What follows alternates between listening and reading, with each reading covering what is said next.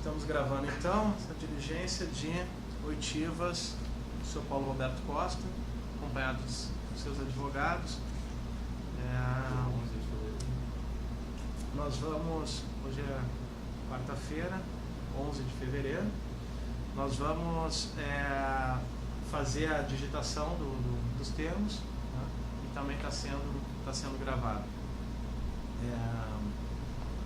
Vamos começar com algumas questões que dizem respeito a mais de um caso, que não propriamente se referem especificamente a um caso, até para poderem auxiliar depois na busca das provas em relação àquilo que a gente está investigando, aquilo que o Paulo delatou, né? Uma questão que a gente já se deparou, que a gente gostaria de saber como é que funcionava, era o acesso de autoridades ao prédio da Petrobras, né? O senhor refere várias reuniões que ocorreram na própria Petrobras, ou que algumas vezes foi procurado na própria Petrobras por políticos. Pode deixar em cima e a gente mesmo pega. Obrigado.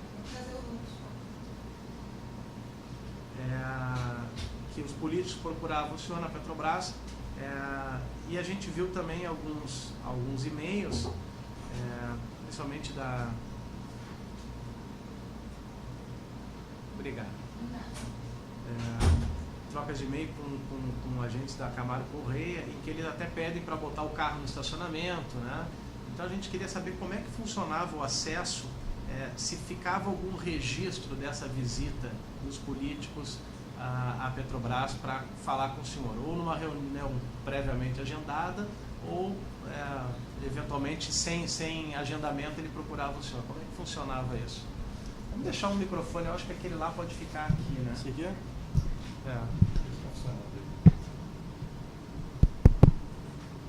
Acho que o que está funcionando deve ser esse aí, né? Esse daqui? Será? Alô. Esse não está. Esses microfones não dão o eco, não. Não? Alô. Eu acho que Está não. funcionando. Fala, Paulo, por favor. Alô, testando. Está funcionando. Tá.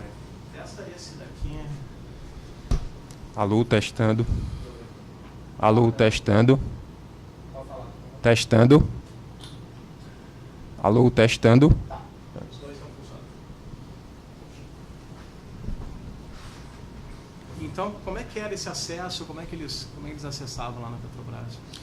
Então, qualquer reunião que nós tínhamos na Petrobras, quer seja com empresas, quer seja com políticos, era feito um pré-agendamento, né? Então eles encaminhavam esse assunto para a secretaria lá da área da diretoria, e era feito esse pré-agendamento.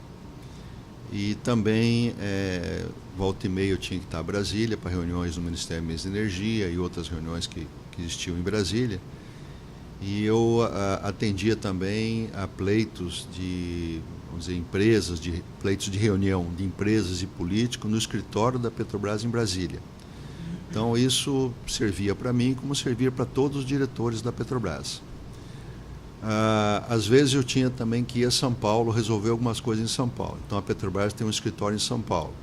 Também havia reuniões marcadas com empresários e com políticos em São Paulo. Então isso que eu estou falando para mim servia para todos os diretores da Petrobras, como também para o presidente da companhia. Então eram reuniões pré-agendadas no Rio, Brasília e São Paulo. Então elas possivelmente vão estar na agenda do senhor? Na agenda minha, na agenda do Duque, na agenda do Gabriele, na agenda do Estrela, na agenda de todos os diretores, do Cerveró, de todos eles. Tá. E quando eles vinham aqui e não acontecia de algum político eventualmente chegar na Petrobras sem um agendamento para falar com o senhor?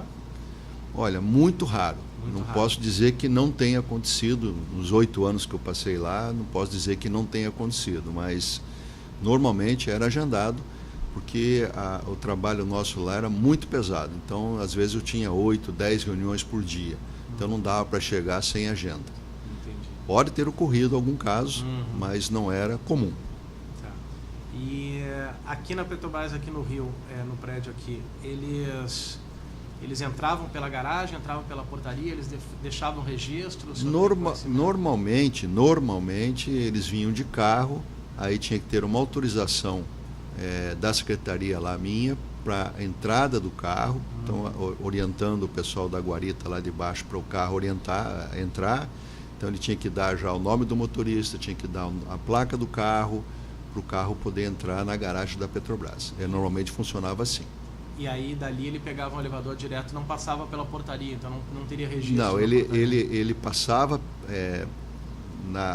vamos dizer, na sala VIP da Petrobras, tem lá secretárias que dão o crachá para a pessoa lá. Então esse registro normalmente fica lá nesse ponto lá. Na sala VIP da Petrobras? Na sala VIP que tem o elevador privativo. Ali ela dá um crachá e ele se identifica, então ele deixa... Sim. Tá. Sim. Então, por exemplo, um político... O senhor referiu que o senador Lindenberg teria ido lá. Foi, mais de uma vez. Mais de uma vez. Provavelmente foi esse o procedimento de entrada dele. Provavelmente ele deve ter ligado, ou a secretária dele, ou alguém ligou para a minha secretária, agendou, falou que carro que ele ia, que hora que ele ia, e aí a secretária liberou para a vigilância lá na parte de baixo, para ele poder entrar. E aí nessa recepção VIP lá, então, ele teria um registro lá dele? Possivelmente. Tá certo. Tanto lá quanto na agenda da secretária. Isso ocorria também nos escritórios de Brasília e São Paulo? Mesma coisa. Mesmo procedimento? Mesmo procedimento. Tanto em Brasília quanto em São Paulo, o procedimento é igual. Inclusive de registro? Também tinham acesso VIP? Não, um pouco diferente. Por exemplo, Brasília só tem um elevador, então é um elevador comum para todos, né? São Paulo também não tem elevador VIP, esse é um elevador para todos. Então tem um pouco de diferença, mas o critério de acompanhamento é igual. Mas aí nesses casos eles fariam um registro na portaria do prédio também para ingressar? Sim. Em Brasília tem na parte de baixo lá tem uma secretaria onde faz o registro, em São Paulo idem. Só complementando essa parte, quando o senhor se deslocava para essas reuniões em Brasília e em São Paulo, sim, havia algum tipo de registro? O senhor solicitava passagem ou ia num jato particular da Petrobras? Como é que 99,999% avião de carreira. Certo. As passagens eram emitidas pela Petrobras? Sim. Perfeitamente. Avião fretado era alguma coisa que quando ia com o presidente da companhia, com a diretoria toda, às vezes tinha problema de avião de carreira, a gente ia no avião fretado. Mas 99,99% das vezes era avião de carreira. Mais alguma questão? Sérgio? Não, Rodrigo? Bom, vamos passar então para a questão do... o senhor refere, e o Alberto Youssef também refere, que por volta de 2006 houve um movimento para retirá-lo da diretoria. Sim. Que esse movimento foi enfrentado com a busca de apoio pelo PMDB. Eu queria que o senhor explicasse um pouco como que foi isso, precisasse um pouco o ano ou o semestre em que isso aconteceu e como é que foi essa busca dessa sustentação política. Bom, a minha ida para a diretoria, eu assumi a diretoria lá no mês de maio de 2004. A diretoria tinha assumido, né, com o primeiro mandato do governo Lula em janeiro de 2003. Então eu não entrei na diretoria quando o presidente Lula entrou. O diretor que me antecedeu, ele era ligado ao PSDB, que era o diretor Rogério Manso, ele era ligado ao PSDB. E foi o único diretor que ficou. Por que ele ficou? A Petrobras ficou com medo, né, de colocar uma outra pessoa numa área muito sensível, que era a área de abastecimento. O que é a área de abastecimento? A área de abastecimento é você suprir o Brasil de derivados. Então, se faltar 1 litro de gasolina, de diesel, 1 grama de GLP em qualquer lugar do Brasil, lá do Chuí ao Oiapoque, aí, a culpa a princípio, é do diretor de abastecimento. Então, vamos dizer, suprir esse país é uma dificuldade extremamente grande. Você pega outros países, por exemplo, Estados Unidos ou vários países da Europa, e vamos pegar os Estados Unidos, que tem uma dimensão continental parecida com o Brasil. Os países da Europa são muito pequenos. Os Estados Unidos é suprido por N empresas de petróleo. Não tem uma Petrobras para suprir os Estados Unidos inteiro. E o Brasil aqui tem uma empresa para suprir de derivados o Brasil inteiro.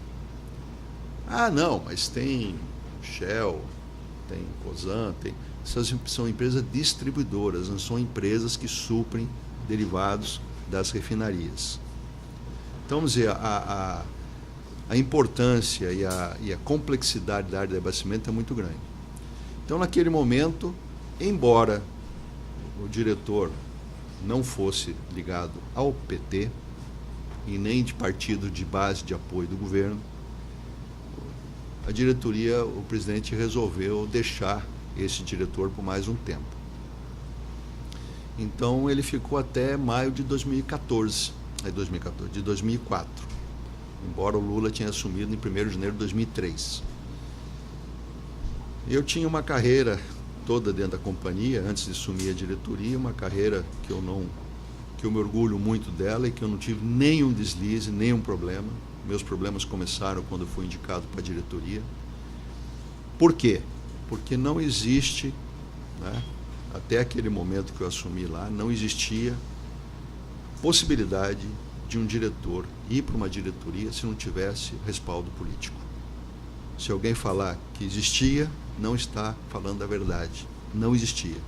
Se podia ser um técnico brilhante, se ia morrer ali. Eu sempre dava a referência como se fosse no Exército. O Exército pode ser o melhor militar do mundo, você vai chegar a coronel. Vai passar a general, você não vai passar nunca se não tiver indicação do seu nome na lista tríplice, aquele negócio todo. Então, a Petrobras funcionava assim. Muito bem. Então, eu fui indicado, né, pelo PP em maio de 2004. Quase um ano e meio depois do governo ter assumido, o governo Lula ter assumido a presidência da República. Muito bem. Rogério Manso, que foi indicado pelo PSDB na época, no governo ainda Fernando Henrique Cardoso, né? Muito bem. Nos anos 2004, 2005, a minha área de abastecimento não tinha projetos. Então, a gente estava fazendo assim, um feijão com arroz, porque não tinha projetos novos.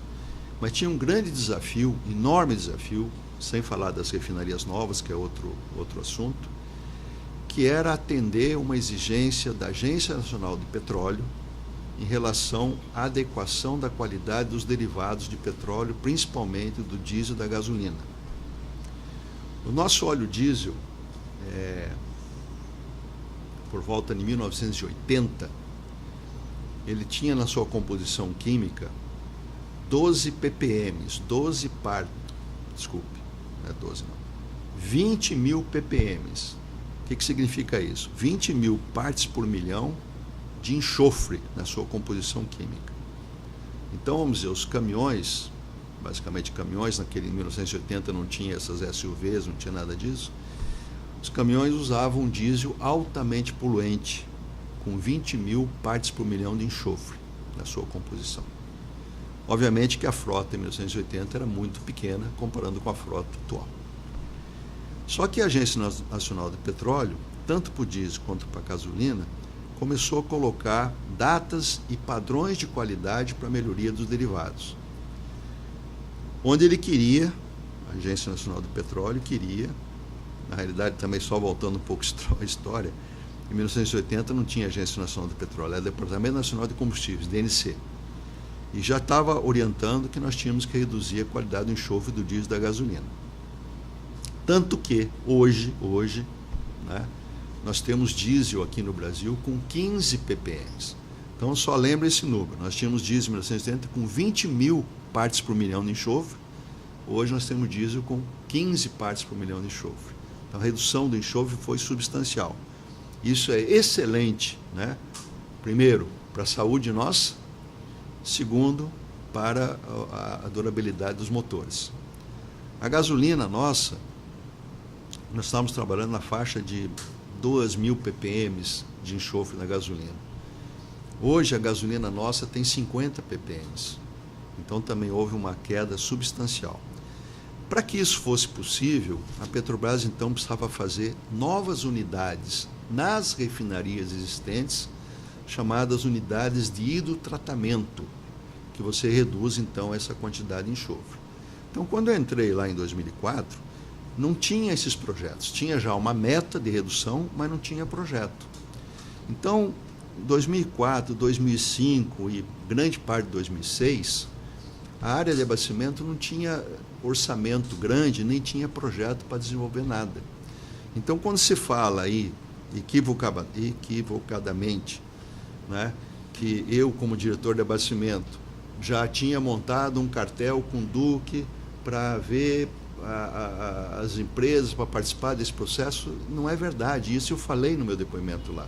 Porque as obras da minha área começaram a ser desenvolvidas a partir de 2006.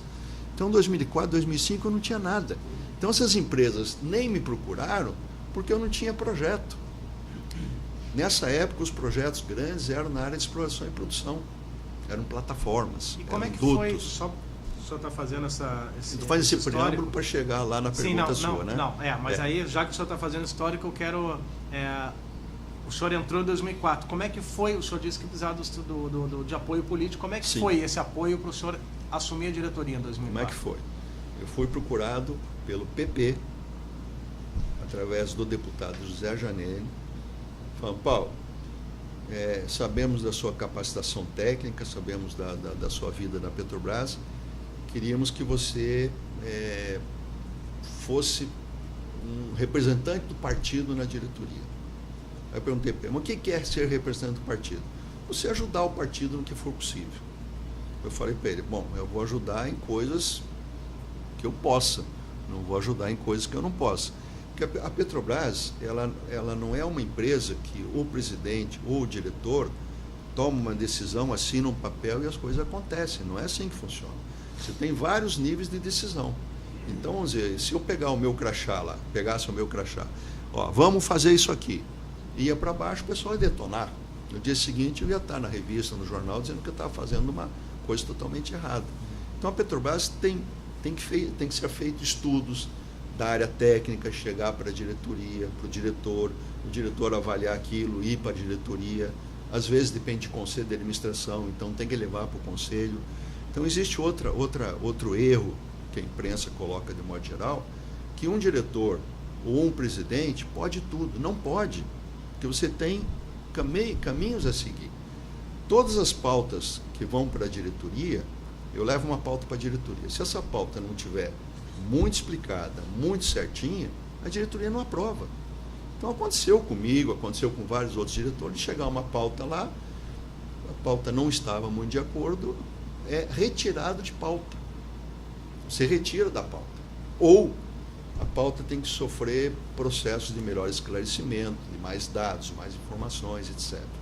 Então essa... Voltando um pouquinho, como é que o senhor conheceu o ex-deputado José Janelli? Como é que eu conheci? Ele soube do meu nome, eu estava na Transportadora Brasileira Gasoduto Bolívia Brasil, na TBG. Ele soube meu nome, soube que eu era um bom técnico e me procurou. Quem indicou o nome do senhor para ele? Não. Ele me procurou e fizemos uma primeira reunião, onde ele me sondou se eu gostaria de ir para a diretoria. Essa reunião foi feita aqui no restaurante aqui do Santos Dumont. O restaurante tem na parte de cima do Santos Dumont. Estava ele e o Pedro Correia, que era deputado federal, Pedro Correia. Onde ele me sondou e falou: olha, sabemos que você é um bom técnico, gostaríamos de contar com você para a diretoria e tal. Eu falei: agora para ir para a diretoria não depende de mim, isso depende do Conselho de Administração. O Conselho de Administração tem que aprovar meu nome. Eu falei: não, nós vamos conversar com alguns contatos políticos aí para ver se colocamos o seu nome, principalmente porque havia a ideia da Petrobras de trocar o diretor anterior, que era do PSDB. Né? Então eu fiquei conhecendo ele. Primeira vez que eu ouvi foi no aeroporto Santos Dumont, no restaurante lá de Não cima. tinha nenhuma ligação com o PP? Então, Eu nunca tive ligação com partido nenhum. Até ir para a diretoria, minha ligação era nenhuma com o partido, nenhuma. Bom, muito bem. E aí ele, nessas reuniões, ele chegou a falar com o senhor como é que seria essa ajuda do senhor para o partido? essa Falou. representação de- Falou. Ele falou assim, ó, Paulo, vê o que nós podemos fazer, que empresas que podem participar, que possam nos ajudar. Nunca discuti com ele valores, percentuais, nem nada. Mas, obviamente, que ele tinha interesse, como qualquer político que indique qualquer pessoa para qualquer ministério, ninguém faz isso de graça. Aquela velha história, não tem almoço de graça. Então, se um político indica para ser ministro dos transportes fulano de tal, é porque tem interesse depois que alguma coisa reverta para o partido. Quer seja a nível de ministro, quer seja a nível de secretário executivo, quer seja a nível técnico. E nesses Não há anos possibilidade. até 2006, o senhor disse que não teve... Minha área não teve nada. Eles não cobraram nada do senhor? Não, porque não teve. tinha. Não tinha. A interação nossa nesse período 2004, maio de 2004, 2005, 2006 foi mínima, porque não tinha projetos. Os projetos começaram a aparecer. O senhor tinha pouco contato com eles, então? Tinha pouco contato, porque não tinha muito trabalho, não tinha muito projeto. Projeto é obra, né? O que você Projeto é obra. Mas eles não cobravam? Pô, Paulo, como é que Não. tá lá? Não vai ter uma obra? Não, perguntavam, falavam, estamos desenvolvendo os projetos, e os projetos principais era esse que eu acabei de falar, que era a melhoria dos derivados, da qualidade dos derivados da gasolina e do diesel. Que aí começou o projeto a ser desenvolvido. Esse projeto não era desenvolvido pela minha área. Quem desenvolvia esse projeto era o Centro de Pesquisa da Petrobras, ligado à área de serviço, que é ligado ao diretor Duque. Então, toda a parte de projeto era desenvolvida pela área do Duque, o Centro de Pesquisa e a área de engenharia dele. Aí esses projetos foram ganhando corpo para atender as datas previstas pela Agência Nacional do Petróleo na qualidade dos derivados. E aí, em 2006, foram feitas várias licitações para várias unidades em várias refinarias, porque todas as refinarias tinham que, num determinado momento, chegar com diesel 15 ppm, chegar com gasolina 50 ppm. E isso foi feito faseado, né? Isso foi fazendo por fase. Muito bem. Então, 2004, 2005, 2006, praticamente nada aconteceu. Nesse meio de tempo, estava ocorrendo o mensalão, então tinha recursos de outras fontes, né? O mensalão estava em vigor, tinha outros recursos. Aí, de 2006 para frente, começaram a aparecer os projetos na minha área. Agora, na área de exploração e produção, que são plataformas, dutos, a Petrobras focou e deu prioridade nesse período nessas áreas. Então, muita coisa foi feita de outras áreas, não comigo, mas foi feito. Principalmente na área do Duque, na área do Estrela, que era a área de IP e a área de serviço. Que todas as obras da Petrobras, todas, né, de grande porte, quer seja para a área de abastecimento, quer seja para a área de exploração e produção, quer seja para a área de gás e energia, quem faz o projeto, quem faz a contratação, quem faz a execução e fiscalização é a área de engenharia. Então, vamos dizer, as áreas fins contratam a área de engenharia para fazer isso. Então, vamos dizer, todas essas licitações de Renest, de Comperge, de Refinaria 1, 2, o que quer que seja, não tem nenhuma licitação que eu fiz, que a minha área fez, não tem. Todas foram feitas para a área de serviço. Gerência de contrato. Quem foi os gerentes do contrato? Você não vai encontrar, nesses 8 anos, um gerente de contrato dessas obras de maior porte que foi da minha área. Todas é da área de serviço. Fiscalização. Quem era que fiscalizava a Odebrecht, a Camargo, não sei o quê, no empreendimento tal? Gerentes indicados pela área de serviço do Duque. Medição. Quem faz a medição? Eles. Quem faz a proposta de aditivo? Eles. Aí fala, pô, mas peraí, e você faz o que na área de abastecimento? Eu era o dono do orçamento. O orçamento, quando o conselho aprovava, no plano 2010, 2014, a área de abastecimento vai ter X bilhões aqui de dólares, a área de EIP vai ter Y, a área de gás e energia vai ter Z. Eu sou responsável pelo orçamento, mas eu não sou responsável pela contratação, eu não sou responsável pela execução, pelos aditivos, não sou eu responsável. Agora, claro, quando ele chega lá com aditivo, que é uma coisa maluca, o pessoal meu ia ver, porque eu tinha que responder pela parte de orçamento. Então, isso que de vez em quando, ainda eu vejo pela imprensa, que não está claro. Aí até foi interessante, nesse período aí, a Venina, que trabalhou comigo lá, deixou claríssimo isso perante o juiz Sérgio Moro, que a área minha era responsável pelo orçamento, que nós não tínhamos responsabilidade nem na fiscalização, nem na contratação, nem nos aditivos. Né? Então, isso a imprensa ainda não conseguiu entender, mas é só chegar lá na Petrobras e ver como é que a Petrobras funciona. Né? Bom, mas isso é tudo um preâmbulo para chegar onde que a pergunta é sua. Aí fiquei lá então esse período, pouca coisa a ser feita, obviamente que os políticos chegavam, e aí Paulo, quando é que vai ter? Está fazendo o projeto, deve ter licitação, possivelmente em 2006 comece a ter os projetos maiores e tal, e eles tinham que se contentar com aquilo porque não tinha mais nada diferente. Né? Agora, obviamente que nesse período aí tinha uma outra fonte de suprimento, que foi o mensalão. Muito bem. Só esclarecendo ainda, as outras áreas, a de serviços, exploração e produção, foram desde o início do governo Lula ocupadas por pessoas ligadas ao governo, ou a situação foi a mesma que aconteceu em relação à sua? Tinha gente do PSDB remanescente ainda? Não. A diretoria de serviços, que era o Renato Duque, vamos dizer, todos os diretores assumiram em janeiro de 2003. Só quem assumiu em maio de 2004 fui eu. Certo. Foi a única diretoria que ficou Isso, pendente. que ficou um cara lá do PSDB. A diretoria de serviços, que era o Renato Duque, foi indicado pelo José Dirceu. A diretoria de gás e energia, que era o Hildo Sauer, foi indicado pelo PT, ele era quadro do PT. A diretoria de exploração e produção foi indicado uma pessoa que era o presidente do diretório do PT de Nova Friburgo. Desculpa, é gás? A diretoria chama gás? Gás e energia. Então, repetindo aqui. Diretoria de Engenharia e Serviços, Renato Duque, indicado pelo Zé Dirceu. PT. Diretoria de Gás e Energia, Hildo Sauer, indicado pelo PT. O Hildo Sauer foi ele era, na época que estava se preparando, Lula ganhou as eleições, e aí assumiu em janeiro. No período que ganha as eleições até em janeiro, o governo se reúne para preparar o modelo de governo, aquele negócio todo. E ele foi responsável, era um dos responsáveis que o Lula indicou para trabalhar na área de energia, Hildo Sauer. Ele era professor da USP, na área de energia.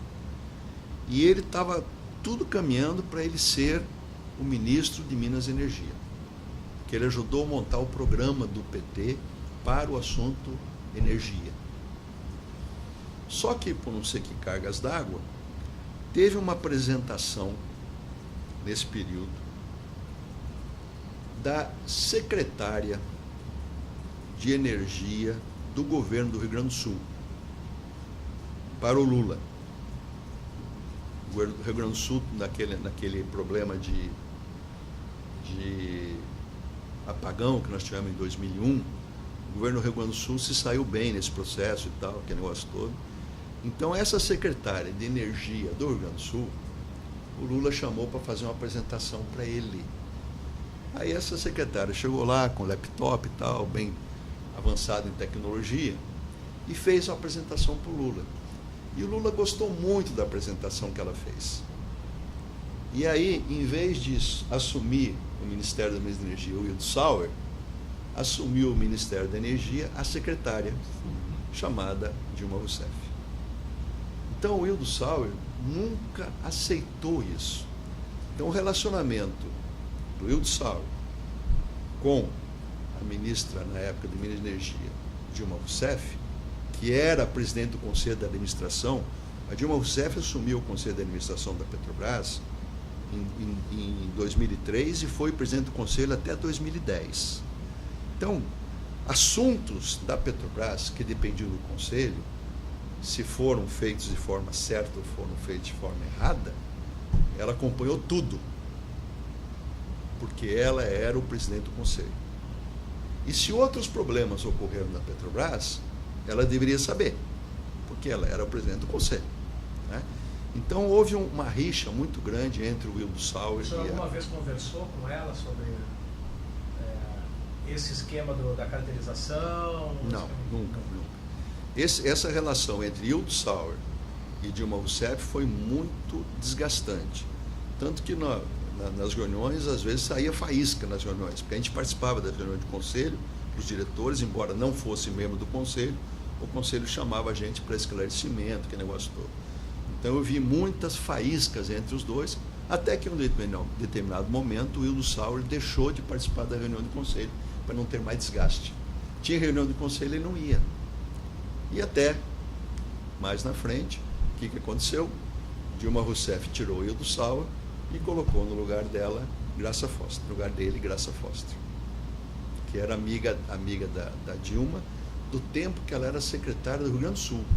A Dilma conheceu Graça Foster lá no Rio Grande do Sul, quando ela era secretária de Minas de Energia do Rio Grande do Sul. Bom, vamos chegar agora finalmente na pergunta. Aí então fizemos pouca coisa, os recursos nesse período, 2003, 2004, 2005, os recursos da Petrobras foram quase que exclusivamente para a área de exploração e produção. Estava certo, tinha que investir lá mesmo. Então, vamos dizer, esse processo de cartelização começou, não foi na minha área, porque eu não tinha obra. Esse processo de cartelização começou na área de plataformas, navios, sondas de perfuração, etc., que tinham os recursos. Porque eu não ia fazer o processo de cartelização de uma obra lá que eu tinha lá de 20 milhões de reais. Eu queria fazer um processo de cartelização de uma obra que custava 500 milhões de reais, 1 bilhão de reais. Então, se vocês pegarem lá, qual era o orçamento da área de abastecimento em 2004, 2005 e 2006, compara com os orçamentos da área de exploração e produção nesse período, vocês vão ver o que eu estou falando aqui. Muito bem. Então, começamos a trabalhar nesse processo, os projetos foram feitos pelo Centro de Pesquisa, de modo que fosse avançado, então, os projetos para atender os requisitos da Agência Nacional do Petróleo. E também precisávamos de novas refinarias. Por quê? A Petrobras construiu e pôs em operação a última refinaria em 1980, que foi a refinaria do Vale do Paraíba, em São José dos Campos, refinaria Henrique Lage. De lá para cá, a Petrobras não fez nenhuma nova refinaria. Obviamente que fez adaptações, melhorias, novas unidades, com essas unidades que estou falando aqui de melhoria de quadrados derivados, mas refinaria nova, que agregasse grandes valores de capacidade de processo, não foram feitos. Foram desengargalados algumas unidades, que se aumentou até a capacidade de refino, com o chamado desengargalamento, que é a palavra que a gente usa, mas unidades novas não foram feitas. Só o que estava acontecendo? O mercado brasileiro, na década de 90, de 1990 até 2000, o mercado de derivados de petróleo foi estagnado. Você não cresceu. Por quê? Porque foi um período que a economia estava... Alguns economistas dizem que a década de 90 é uma década perdida. Por quê? Porque nesse período não houve acréscimo de derivados. Então as refinarias que estavam produzindo ali estavam atendendo. Você importava às vezes alguma coisa de diesel, de querosene de aviação, gasolina, com a entrada do programa do álcool, começou a sobrar, a Petrobras se transformou num grande exportador de gasolina, né? E estava tudo normal.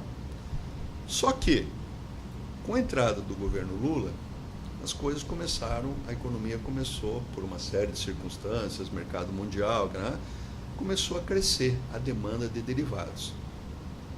E isso levou, por exemplo, no ano 2009 e 2010, a Petrobras suspender as exportações de gasolina e voltou a ser importador de gasolina, mesmo com o programa do álcool, porque você teve que importar gasolina. E o diesel, que é o combustível mais, vamos dizer assim, sensível na nossa economia, porque a nossa economia ela é totalmente calcada no diesel, né? Porque todo o transporte rodoviário, ferroviário, nós temos muito pouco transporte hidroviário, muito pouca cabotagem, você depende do diesel. Se tiver problema de diesel, o Brasil para. Então, o que aconteceu?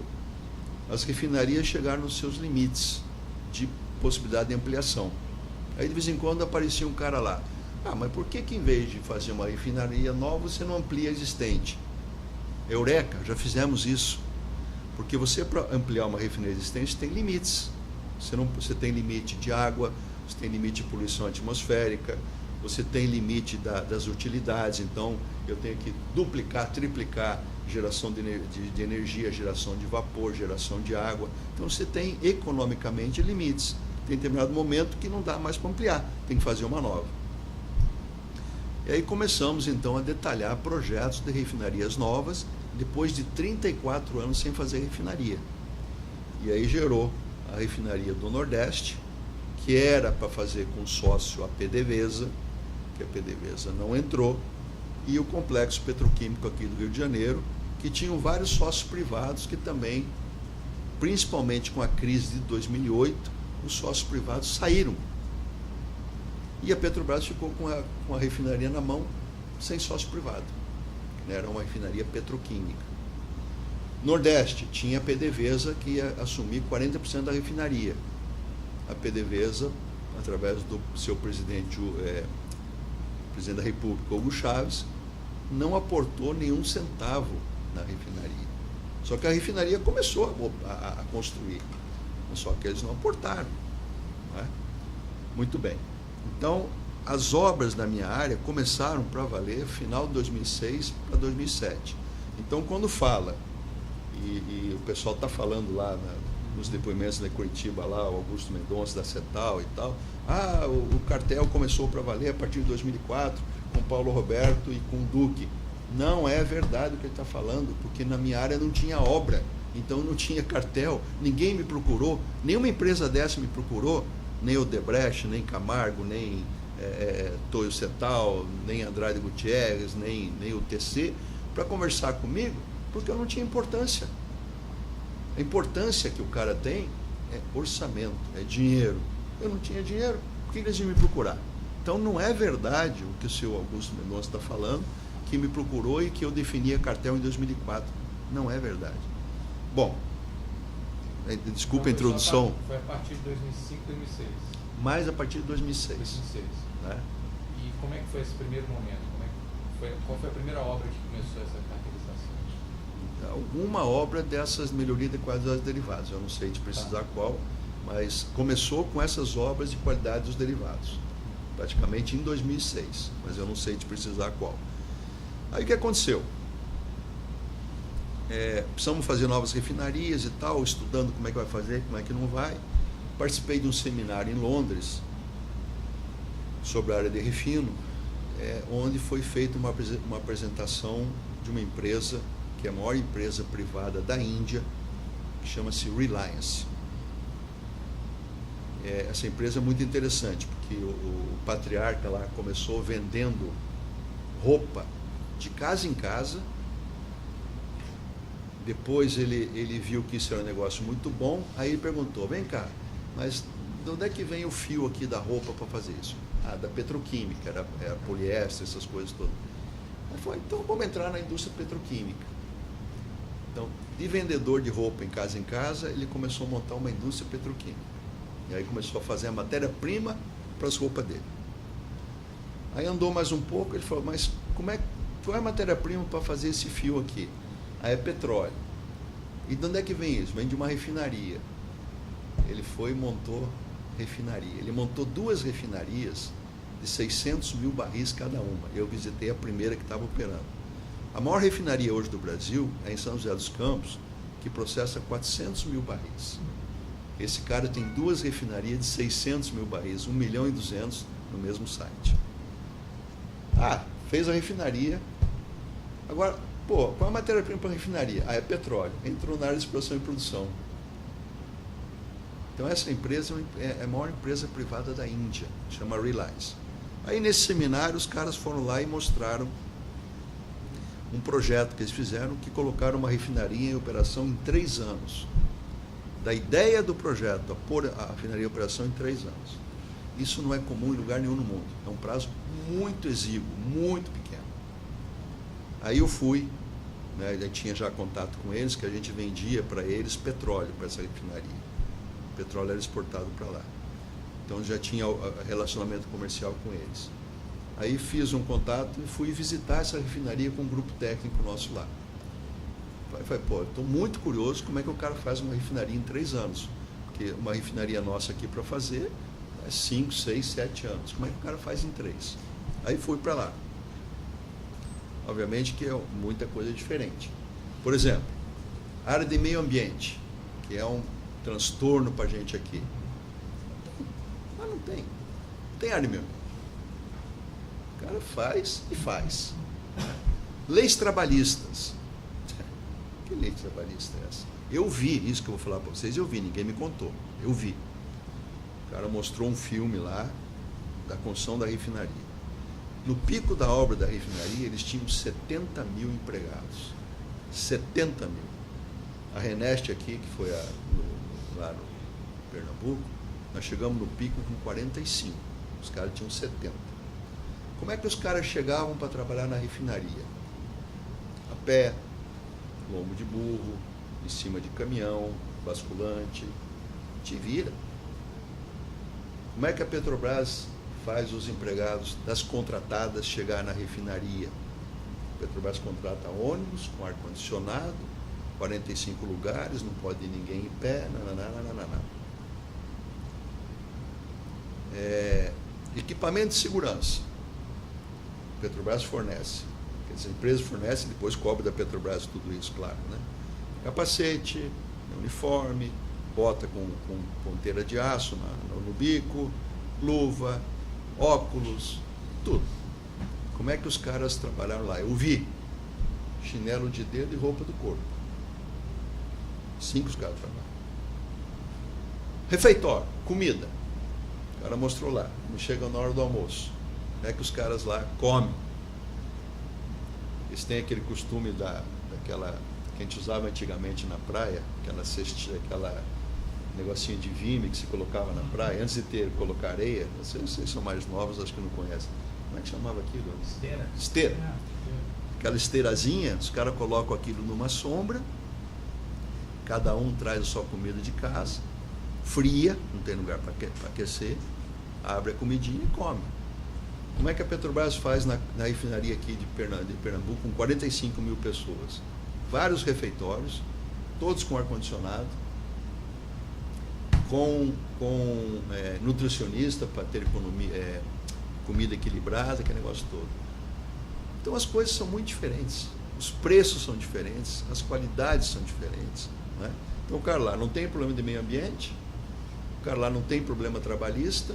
Se um cara lá ou 2 ou 1000 não trabalham direito, vai embora porque tem 5 mil esperando para entrar, né? Tem sindicato para reclamar. Ele, como empresa privada, não precisa fazer licitação. Ele chegou lá e falou assim: Paulo, maior empresa de engenharia do mundo, como é que chama ela? Bechtel, uma empresa americana. Eu chamei os caras aqui e negociei com eles direto, não fiz licitação. Equipamento, qual é o melhor equipamento aqui? Forno, unidade de destilação, qual é o melhor equipamento? É esse japonês, ou esse aqui americano, ou esse aqui alemão? Chama o cara aqui para negociar e eu vou fechar direto com ele. Então, vamos dizer, não dá para comparar uma coisa com a outra, né? Mas aí fui lá nessa refinaria, aprendi alguma coisa com a minha equipe e tal. Cheguei de volta para o Brasil e, numa viagem que eu estava voltando num seminário lá em Brasília, passei muito mal no avião, muito mal, na viagem de Brasília para o Rio. Aí, quando cheguei aqui, liguei para a minha secretária e falei: olha, eu vou direto para o setor médico, a Petrobras tem um setor médico, vou direto para o setor médico porque eu estou passando muito mal. Aí fui direto para lá, a médica me examinou, eu estava tremendo, estava febril, estava... Aí eu falei assim, ó, Paulo, eu vou te mandar direto para o hospital, porque se eu pedir exame de laboratório aqui vai demorar, lá no hospital você vai fazer direto isso. Aí me encaminharam lá para o Barra d'Or. Isso foi numa quinta-feira. Sexta-feira, final do dia, eu tinha entrado em coma. E no sábado, a Petrobras mandou chamar os maiores infectologistas do Brasil, que é lá de São Paulo, que hoje é secretário de Saúde do Estado de São Paulo, que é o Davi Wipp, mandou chamar. Ele me examinou, eu estava em coma, entubado. Ele me examinou lá na CTI, aí chamou os médicos lá, depois chamou minha mulher do lado e falou, olha, a chance dele sobreviver é de 5%. Falou na lata para minha mulher, 5%. Só se Deus quiser, porque a medicação que ele está tomando está correta, está tudo certo, mas a chance dele é mínima. Por quê? Chegaram à conclusão que nessa minha ida na Índia, eu peguei uma malária. E depois, voltando para cá, eu peguei não é tuberculose, pneumonia. Peguei a pneumonia. Então, como o organismo estava muito enfraquecido, essa pneumonia, que às vezes podia ser curada em casa, ela me pegou de valer. Para valer Então eu fiquei lá, morre ou não morre. Fiquei 15 dias na CTI. Isso é final de 2006? Final de 2006, foi dezembro de 2006. Dezembro de 2006. Fiquei 15 dias na CTI e depois fiquei acho que uns 2 meses afastado para poder recuperar aquele negócio todo. Nesse período,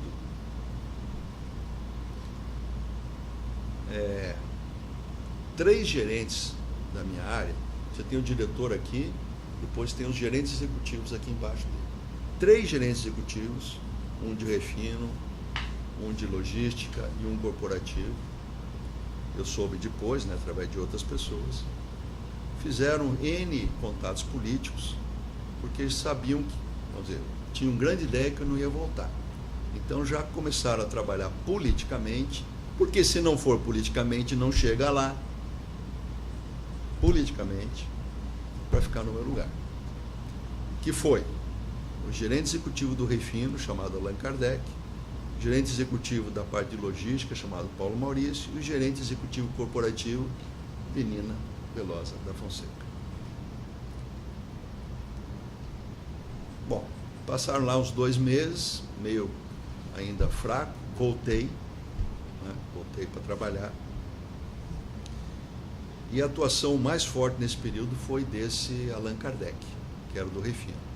Até que um dia ele chegou na minha sala e falou, Paulo, você sabe, temos relação, mas você sabe que eu quero o seu lugar. Falou isso para mim. Eu falei, o meu lugar não sou eu que decido. Quem decide o meu lugar é o Conselho de Administração. Então, eu quero ficar, porque eu gosto do que eu faço. Agora, se você tiver outros contatos, eu não nasci diretor e espero não morrer diretor. Eu não nasci nessa cadeira e espero não morrer nessa cadeira. Isso era já em 2007, então, início de 2007. Isso já no primeiro trimestre de 2007. Então você vê que nesse período de 2004, 2005, 2006 e nesse primeiro trimestre de 2007, eu praticamente não fiz nada desse processo aí, nada. Muito bem. Aí teve aquela confusão para lá, confusão para cá. Nesse meio tempo, lembrar que quem me dava apoio político era o PP.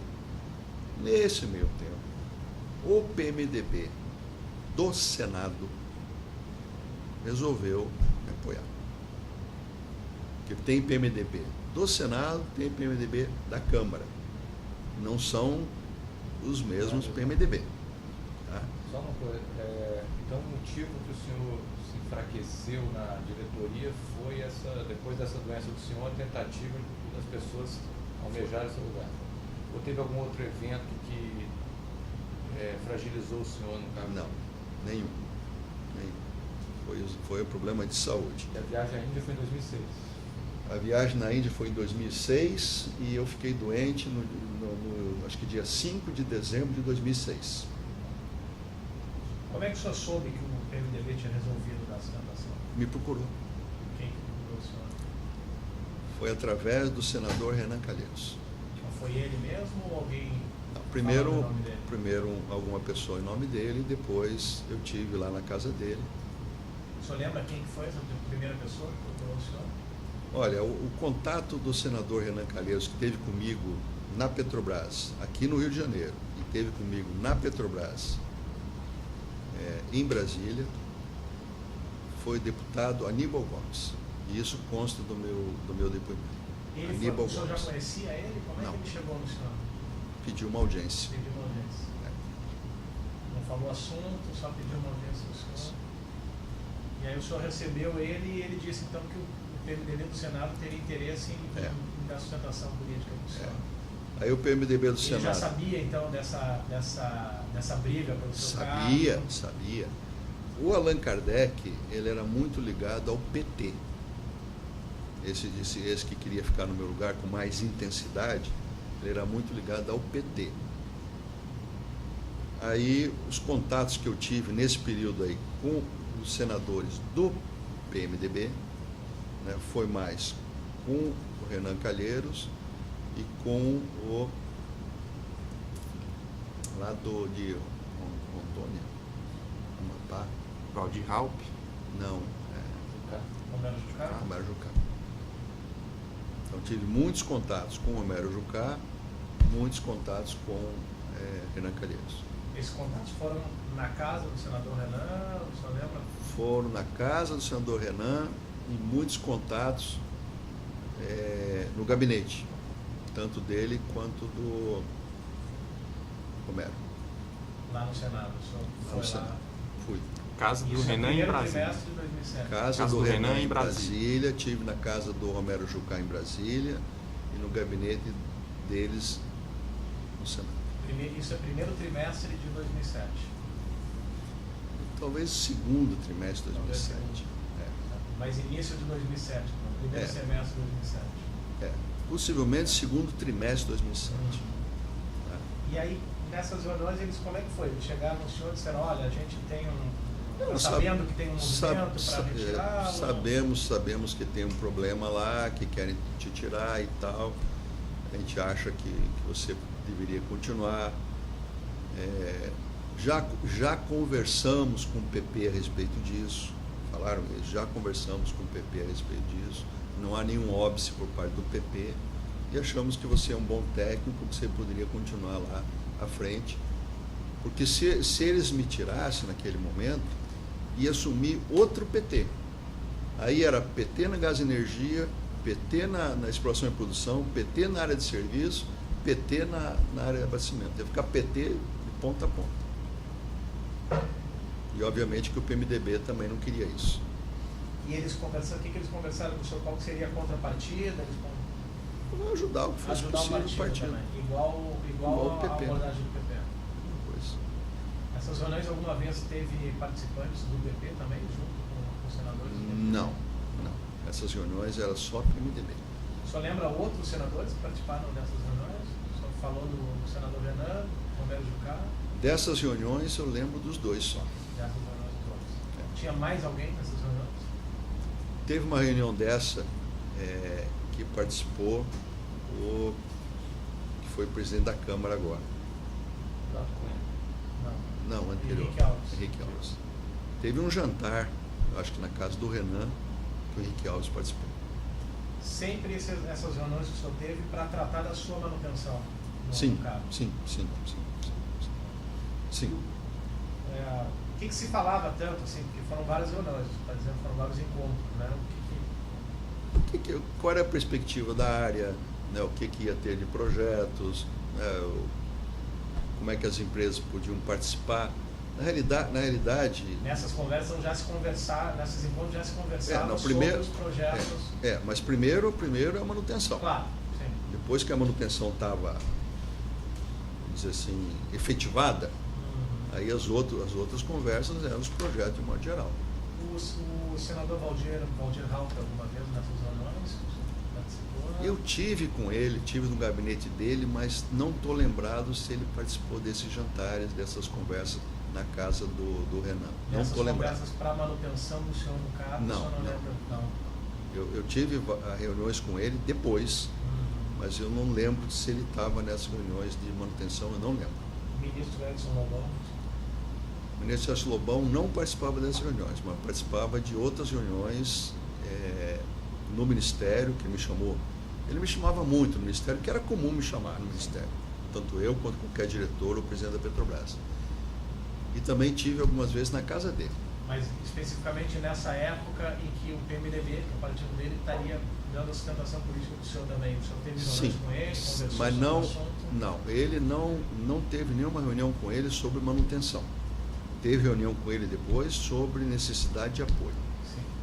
apoio Sobre a financeiro. manutenção, então, foi o senador Zenan e Romero Jucá. Sim, Deputados, Aníbal Gomes falando em nome do Renan Aníbal Gomes falando o nome do Renan e Henrique uma vez. E o Henrique jantou uma vez lá com a gente lá. Não, mas nenhum deputado. Pode ter até tido, eu não me lembro. Não me lembro. Em um dos depoimentos, o Pode Alberto ter. Youssef fala que nessa necessidade de apoio já teria havido a participação do Fernando Baiano. Ficou coisa... O Fernando Ele Baiano. já tinha a Fernando- interação dele aí nessa. O Fernando Baiano, eu conheci o Fernando Baiano em 2005, possivelmente no final de 2005. Quem me apresentou o Fernando Baiano foi Nestor Severo. Eu não o conhecia. Mas se a gente entrar nessa parte, só para. Não estou conseguindo botar tudo aqui. Então, o primeiro contato nesse episódio do apoio do PMDB foi com o deputado Aníbal Ferreira Gomes. Aníbal Gomes. Né? Aníbal Gomes. né? Ele me levou direto para o Renan. E onde é que foi esse encontro com o Aníbal Gomes? Ou foi aqui no escritório da Petrobras aqui no Rio, ou no escritório da Petrobras em Brasília, não sei precisar. Tá. E aí depois o senhor encontrou pessoalmente com o senador Renan E com o Jucá. Jucá. Foi na mesma ocasião ou primeiro foi com o Renan e depois com E esse Esse encontro detalhe eu com não sei. o Jucá e o Renan foi Na casa do Renan. Do Renan. Em Brasília, Aonde né? que era a casa do Renan, o senhor lembra? Foi em Brasília, né? Lago Sul, lá. Eu não tenho endereço lá, mas lá em Brasília. A casa dele é em Lago Brasília. Sul, né? Eu não sei. E o senhor falou que teve na casa do Jucá também? Também tive uma vez na casa dele.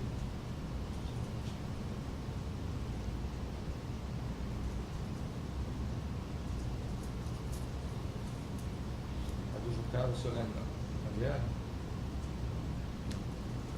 Brasília eu não consigo me situar Tá. muito em Brasília. Mas era casa ou apartamento? Casa. Casa. Também no gabinete de ambos, né? Também no gabinete de ambos. Só casa em Brasília, desses caras tem casa na origem, né, também.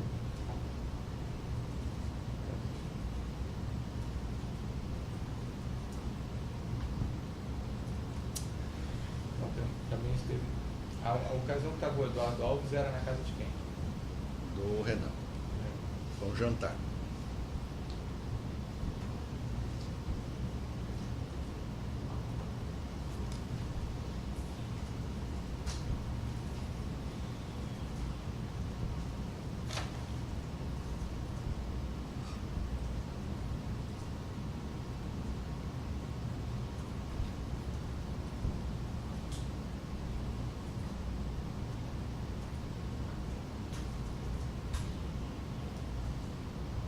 Ok, pode continuar.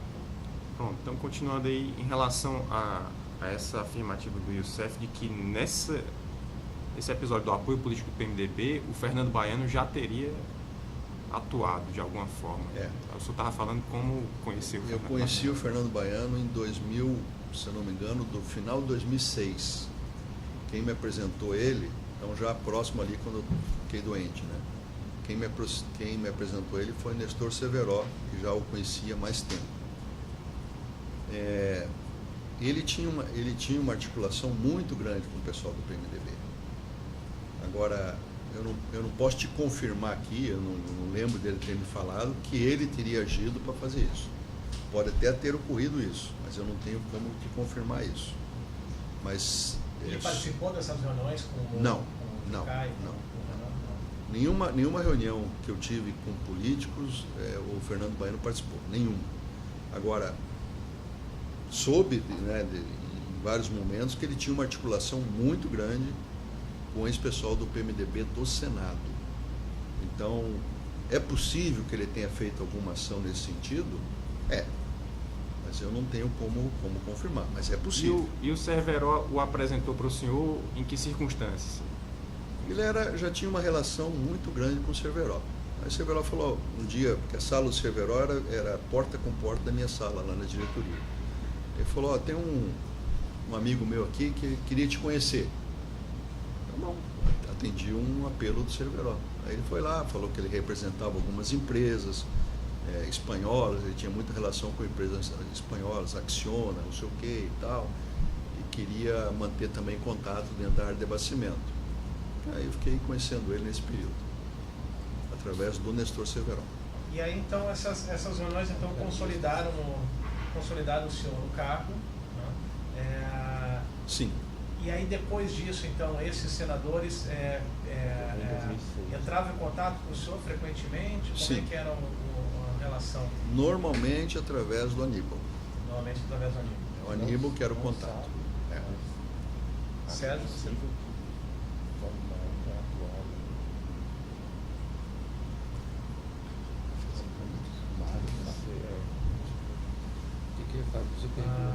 Não, eu perguntei para ele como, depois disso, dessa consolidação dele então no cargo, como é que eram os contatos. Normalmente era o Aníbal que fazia o contato para fazer a reunião. para fazer reunião. Mas o senhor se reunia frequentemente com eles? Olha, normalmente era uma reunião por mês, não mais que isso. Não mais que isso. Com quem? Normalmente com o Jucá e o Com o Caio e Renan. E normalmente na casa do Renan. Aí o Aníbal não participava dessas reuniões, então ele era só um... Participava. Participava também. Às vezes ele chegava um pouco depois que tinha começado a reunião, mas ele estava sempre por lá. Participava. Então os contatos eram feitos com a Aníbal, mas as reuniões com o Renan e com o Jucá e com a Aníbal. O senhor primeiro falou que os contatos eram feitos com a Aníbal. O Aníbal que pedia a reunião. Pedia a reunião, ok. Paulo, o senador quer falar, os senadores querem falar com você. Aí tá bom, quando é que nós vamos falar isso? Tal dia.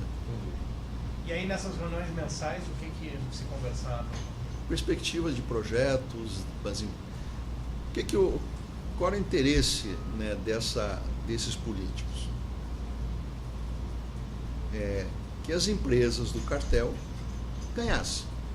Porque se elas ganhassem, revertia uma parte para eles. Outra coisa que eu falei lá nos depoimentos, essas empresas do cartel não trabalham só para a Petrobras.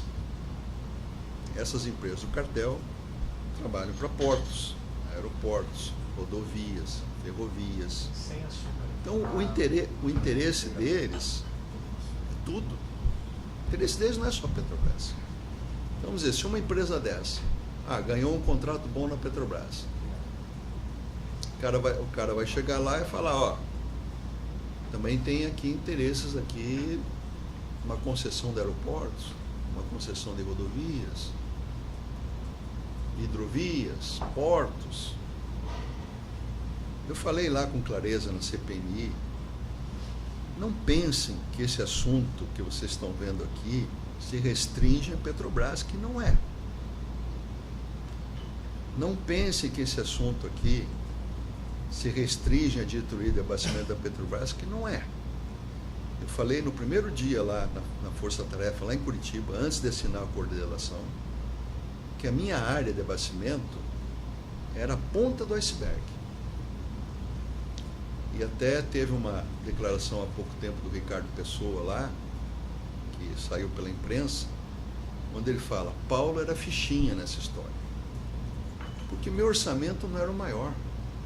E todas as obras da Petrobras, quer seja da área de gás e energia, da área de exploração e produção, da área de abastecimento, todas eram conduzidas por uma área única.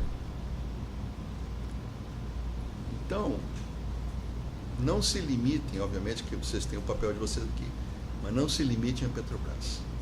Porque o que acontecia na Petrobras acontecia no Brasil. Mas isso e aí nessas reuniões então conversavam sobre assuntos envolvendo as obras. Sim. Alguma vez eles pediram diretamente para o senhor alguma quantia, algum valor nessas reuniões? Não. O senhor lembra de outros políticos participando dessas reuniões após então a sua permanência no cargo? Aí tinha o pessoal do PP, né? Sim, mas era junto as reuniões ou separado? Sempre separado? Sempre separado. Nunca teve uma reunião que foi conjunta entre PMDB e PT, nunca teve. E nessas reuniões do PMDB já se falava abertamente da cartelização? Eles sabiam que as empresas estavam cartelizadas e que... Sabiam. Era de domínio já. Tanto o senador Renan quanto o senador Jucá. Sabia. E alguma vez, logo depois que teve então esse apoio do PMDB para o senhor, como é que foi? O senhor falou com o pessoal do PP? Olha, o PMDB me procurou. Sim, falei. O pessoal do PP já sabia, então. Sabia porque o pessoal do PMDB já tinha falado com eles. Já tinha falado com eles. E eles estavam de acordo, então. Eles estavam de acordo porque eles achavam que naquele momento, se ficasse só PP, eu ia sair. Então precisava. O pessoal do PMDB também sabia do percentual de repasse. 3% das obras, que o senhor relatou. Né? Eu nunca falei isso pessoalmente com eles. Eu acredito que sabiam, mas não foi através de mim. Eu nunca falei isso com eles. Expressamente, diretamente, o senhor falou sobre cartelização? Não. Expressamente não, mas ficou claro que eles já sabiam que as empresas tinham esse papel. Eles falaram para mim isso, mas eu pessoalmente não cheguei a falar.